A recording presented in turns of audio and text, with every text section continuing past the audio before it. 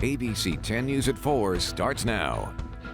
Business owners desperate for a lifeline, many hours away from possible crippling restrictions. Their plea at a rally happening right now as we look live. If we follow it, then I'm done. We have zero chance of success that way. Others prepare to defy government orders. Why? They say desperation has them ready to break the rules. And 3 weeks into the school year, why thousands of students are missing. In less than an hour, county supervisors will meet behind closed doors to discuss options if the state moves San Diego back to the most restrictive level. Thank you for joining us. I'm Kimberly Hunt. Right now, a crowd of small business advocates are rallying at the county administration building. As you can see from Sky 10, the crowds are growing. ABC 10 News reporter Anthony Pura is there live with the message that they want to give the Board of Supervisors. Anthony? Kimberly, there's about 100 people here outside the county administration building. You can see many of them brought signs, they brought flags, and more people are coming by the minute here. This all comes on the eve of a potential San Diego County rollback and another indoor closure. This would be the third indoor closure for many businesses, and many business owners say they're barely hanging on as is. Now, this pending indoor closure triggered by rising COVID-19 metrics in San Diego County and based off the governor's plan for a safe reopening. So this rally here that you're seeing right now is pushing for local control. They want the county to be able to call the shots for what's necessary for a safe reopening. Now, County Supervisor Jim Desmond is here. He is being joined by several business owners, and we will let you know what happens on later editions of 10 News. We're reporting live. Anthony Pura, ABC 10 News. Many in the business community rising up now. So much to come in the days ahead. Thank you, Anthony. ABC 10 News spoke with business owners about how stricter restrictions would affect their livelihood. One restaurant owner told ABC 10 News reporter John Horn he is ready to defy the rules so his business can survive to live another day. The movement into the state's most restrictive purple tier would block restaurants from serving indoors. It's a move that some restaurant owners are saying would spell the end of their businesses. If we're forced to close again, we may have to permanently close our doors. Todd Brown is readying for the worst after more than 2 decades in the restaurant business. None of his properties hit harder than Bub's in Pacific Beach. It's tough for us. I mean, 22 years later, I never anticipated that we'd be fighting for our lives. That fight could heat up Tuesday when the county could enter the state's most restrictive purple tier of coronavirus restrictions. Gyms, nail salons, estheticians, and restaurants all would be forced to serve outside. Bub's can only fit 9 tables on the street. Brown bracing to defy the order as food expires, equipment languishes, and bills pile up. But I know for a fact if we follow it, then I'm done. We have zero chance of success that way. So which way would you go? But not every restaurant is in such dire straits. At City Tacos, owner Jerry Torres says the fast casual eatery has been able to make the most of the outdoor space in front. He's okay with the new tier. As a community, as San Diegans, we should support it because that's only going to keep us safer. Torres says local governments have really stepped up to help small businesses, a resource he says has proven vital.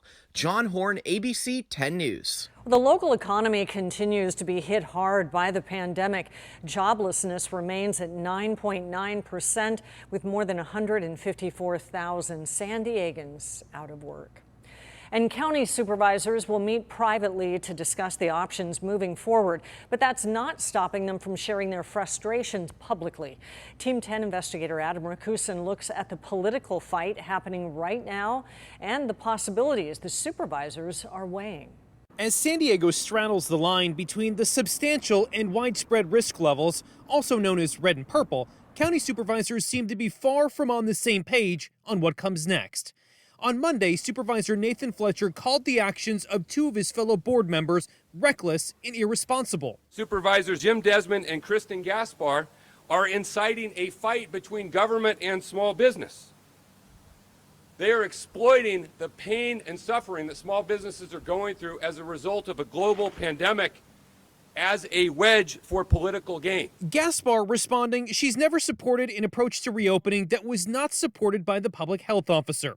In a statement directed at Fletcher, Gaspar wrote, "I measured the distance between our office doors, and it's 7 feet.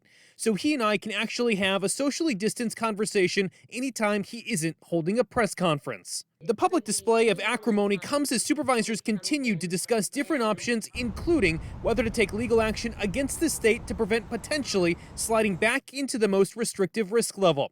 Fletcher against any potential legal action, Gaspar for it. Supervisor Jim Desmond weighing the options and waiting to hear any potential ramifications. I think 99% of the people, businesses want to do the right thing. Let them open, let them be safe. Legal actions by citizens and government entities against the state aren't uncommon. We reported on businesses and churches suing the governor.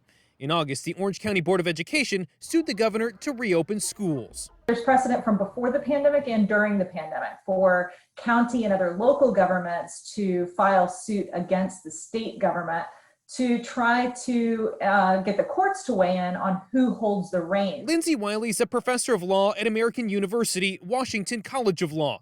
She says if the county did file a lawsuit based on recent rulings, it's likely the courts defer to the governor. It's hard to say much, given that we haven't seen what the complaint is that the county might bring. But for the most part, the general trend has been to uphold reasonable orders of this type.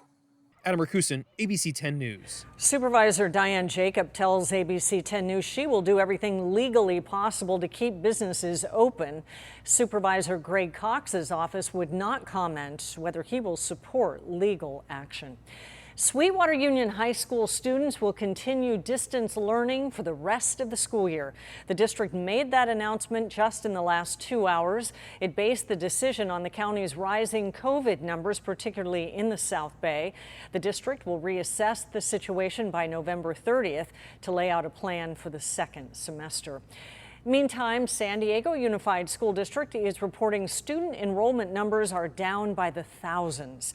10 News anchor Vanessa Van Hefty explains what's behind the decline and why hundreds of parents plan to demonstrate in front of the County Board of Supervisors tomorrow.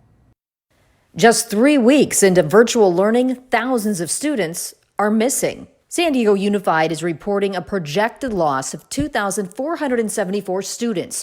2 out of every 3 unenrolled are kindergartners, which is not mandatory in the state of California. Mother and family therapist Gina Smith co-founded Reopen SDU-SD, calling on the district to reopen now. She's not surprised by the enrollment drop. The assumption is they're moving them to private schools and they're paying to have their kids educated. This petition, with more than 650 signatures to reopen, parents banding together looking for answers. What sparked the fire for us was that surrounding school districts are open and have reopening plans within a matter of weeks. And San Diego Unified has been silent. The district has not released any definitive dates or timelines as far as reopening. Smith's group will hold a demonstration Tuesday at the district office ahead of the board meeting, hoping to get a response. As a licensed family therapist, she says the mental health of children is just starting to take a toll. The isolation, the lack of social interaction, is a huge part that many children as young as 5 years old are experiencing depressive symptoms. Smith says she's sympathetic to vulnerable families at risk and wants options available to all families. Every parent that I interact with expressed a desire to get our kids back in the classroom. So we simply want options. We want the district to be transparent in their plans. Vanessa Van Hefty, ABC 10 News. We did reach out to San Diego Unified to get answers on the enrollment decline. We've not yet heard back. And tomorrow, the district board will meet at 5 p.m. for an open meeting at the district headquarters. The reopened San Diego Unified Parent Support Group will rally at 4 o'clock. And stay with ABC 10 News as we follow these developments. And you have all of the breaking news alerts sent straight to your iPhone from the ABC 10 News mobile app.